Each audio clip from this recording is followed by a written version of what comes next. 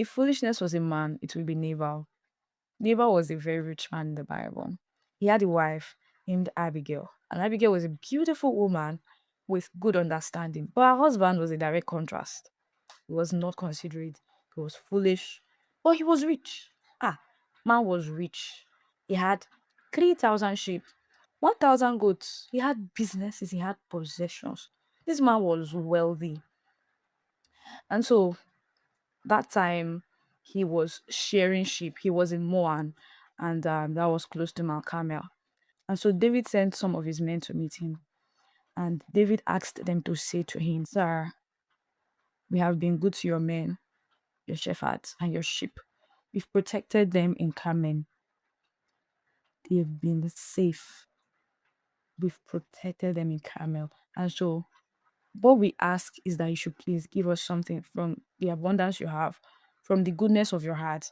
Please give us something that we may receive something from you. And Nabal, he looked at them and was like, Who is David? Who is the son of Jesse? What do people want? All these Kiri servants that will leave their masters and start forming master on their own. I don't have anything for you. I cannot give you people something. I don't know where people are coming from. I don't know who you people are. And so those servants, they left. And they went back to David and reported to David. And David said, Get your swords. All of you, get your swords. We are going there. Because what do you mean this man does not understand what I actually said? David started going forward to Nabal's house with 400 of his men. 200 stayed back. And so one of the servants of Nabal saw what happened, heard what happened, and ran and went to tell Abigail, Nabal's wife. The servants of Nabal came and said, All night and day that we stayed in that mountain Carmel, the men of David protected us. They were like a wall for us. They preserved us, they protected us. They did not allow any harm to come to us. They did not take our things. They did not try to get under our skin. They protected us.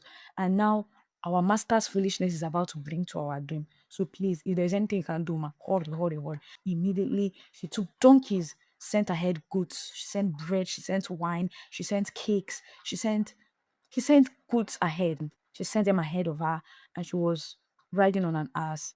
And as soon as those things were going ahead, they came to a hill, and she came face to face with men of David. And she ran down and she began to plead with David, Please don't mind my master. That man, foolishness is his name. He does not know anything.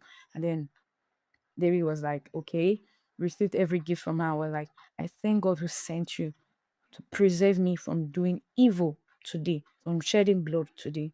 And so he received everything from her hand and he went back and she went back. She refused to tell Nabal what exactly happened that day. When she got back, she saw him. He was feasting, having the time of his life. He did not know what happened. If only he knew. And so she just saved him all the information, all the tea. She saved him everything. And the next day, in the morning, when the wine had left his eyes, she told him what happened and what would have befallen him that yesterday. Because David had said that everything that was able to piece on a wall, that was NKJV's way of saying it, everything that could piece on a wall. What that meant was every male in the house of Nabal. David had proposed in his heart that before morning, all of them would have died. And so Abigail told him everything that happened. And the Bible said that his heart died within him and he became like stone. And 10 days after, he died. And when David heard that he died, he was like, so God had already been planning to take this man's life. Thank God, though, I did not kill him. Oh. And so he sent some of his servants and they went to Abigail and he told them to tell her to come and become his wife. And Abigail rejoiced and agreed. She took some of her servants and she went with them. Now, this story is not just any story. It reminds us that foolishness would always be met with doom. If David had not come to kill him, he would have died 10 days after. Foolishness was definitely going to receive its reward, the reward of foolishness, the reward of folly. Like, this is a story that each time I think about it, each time I hear it, I think about money misruled. That man was a money misruled. But we thank God for a discerning wife. If the wife was not understanding, if she was not discerning, it would have been a terrible day in his life. Thank you so much for watching. I'll see you next Sunday.